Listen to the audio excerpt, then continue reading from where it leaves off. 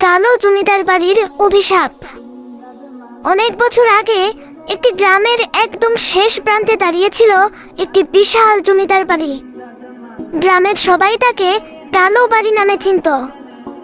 দিনের বেলাতেও বাড়িটির দিকে কেউ তাকাতে সাহস পেত না, কারণ সেখানে নাকি বহু বছর আগে জমিদার রঘুনাথ চৌধুরী তার সমস্ত ধন সম্পদ লুকিয়ে রেখে রহস্যজনকভাবে মারা গিয়েছিলেন।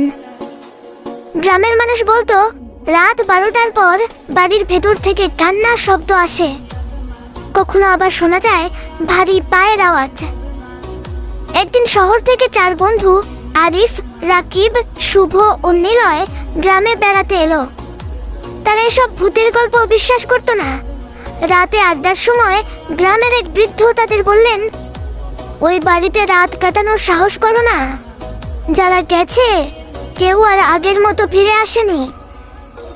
4 বন্ধু হেসে উড়িয়ে দিল। সেদিন রাতেই তারা টর্চ, ক্যামেরা আর খাবার নিয়ে জমিদার বাড়ির দিকে রওনা দিল। বাড়ির সামনে পৌঁছেই তারা অদ্ভুত ঠান্ডা অনুভব করলো। চারপাশে ঝিঝি পোকার শব্দও যেন হঠাৎ থেমে গেল। ভাঙা দরজা ঠেলে ভেতরে ঢুকতেই ধুলায় ঢাকা বিশাল হলরুম দেখতে পেল তারা।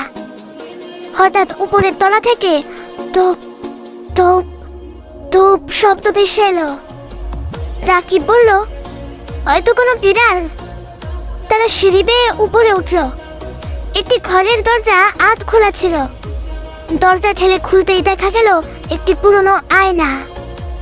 নিলয় মজা করে আয়নার সামনে দাঁড়ালো, কিন্তু কয়েক সেকেন্ড পর সে ভয়ে চিৎকার করে উঠল, কারণ আয়নায় তার পেছনে সাদা শাড়ি পরা এক মহিলাকে দাঁড়িয়ে থাকতে দেখলো।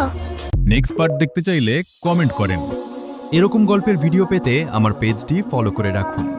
ধন্যবাদ।